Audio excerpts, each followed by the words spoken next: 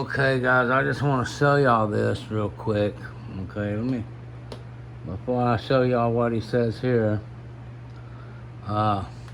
this is actually before he told me, actually who done it, but let me show y'all. See right there what I got right there? See, set to private, the only one that viewed it is me, the other one unlisted, 2 views. Both those are me. I made another video out of that. But what I did with these 2 right here, both these 2 was recorded at the same day, pretty much on the same time. This one, I had the phone, I went outside with the phone in my hand. I've been working on him for a couple of weeks, talking to him every day, trying to get him to give me information on who committed the unsolved homicide of Silvia Salinas on October 31st of 1989, around about 1, 2 o'clock in the afternoon, shortly after lunch or something like that. Now, I wasn't in Galveston. I had left Galveston in 1986, around about May of 1986, went to Ohio. Okay, but before I left Galveston, guys, I was into cocaine very heavy. Okay, and just so y'all know, with Silvia Salinas right there, I did do business concerning cocaine with Silvia Salinas before I left in 1986. I came back through in 1989. Silvia was killed on October 31st of 1989. I was transferred to Los Angeles, California around the end of December of 1989, the beginning of January of 1990. It was the end of December, shortly after Christmas, about December 29th, I ended up in Galveston on my way to Los Angeles. And I got a lot of information about a lot of it that people had told me back then that's been in my mind all this time. But recently I was working on Gilbert pretty hard with it, but he did give me the information. I didn't let him know I was recording at this time. I don't know if he knew or not, because I had it where it wasn't recording, and then when I brought him in the house and I was sitting there talking with him, he told me everything he told me. Then I turned it off, and off camera he told me even more, so I turned it back on, but he didn't want to talk about Silvia no more whenever he knew I was actually recording. But I did upload that conversation where he gave me in detail who and why. Okay, now again, I knew Silvia personally whenever I was a kid. I was heavy into cocaine. I did business with Silvia concerning cocaine, the drug use of cocaine. And for TS, the Texas Syndicate is concerned, Johnny Cano, when the Mexican national Leonardo Basurto attempted to kill me by contract, the pay for killing me was not money. It was to secure his position in the organization.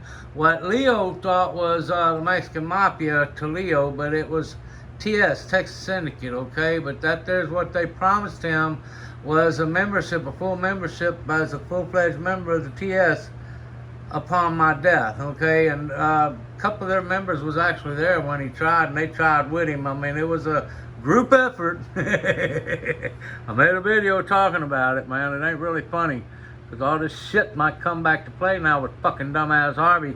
I don't give a fuck, because it might even get worse. Because I did upload it to YouTube to preserve it. And this one view, I think it's like, well, I looked at it just the other night and listened to it again, okay? Re-listened to it. I never re-listened to it. I thought I lost it. But nope, right there it is.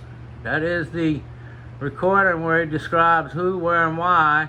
And when I turned it off, you'll see when I turn it off, I actually show him at the end of it where he's holding that stick right there. You see this picture right here, you'll see it's the exact same, okay? I made it on the same day, I just uploaded them on different days, okay?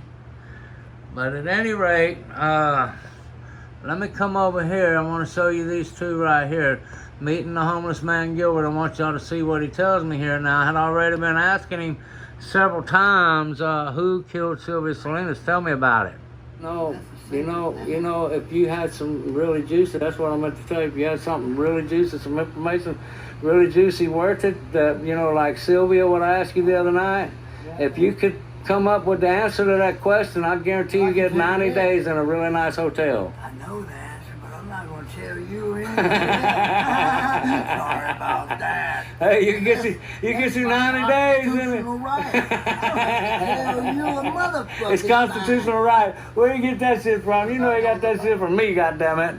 Constitutional right. Okay, yeah, he knows who You got did it, that shit okay? from me, You a goddamn. motherfucker. You get you 90 days in it. Constitutional right. Hell, you a motherfucker. It's constitutional right. Where you get that shit Now, from? I don't know if y'all noticed, he's actually holding a knife in his hand because I've been trying to soften him up, and even though I'm laughing and everything, okay, this is actually, anytime you're sitting around Gilbert in this situation right here, Gilbert is a very, very dangerous individual. Don't underestimate this boy. He'll stab the fuck out you quick. And if you notice, he's holding a knife, okay? He's got a knife in his hand. He actually has a knife in his hand while I'm sitting there talking to him.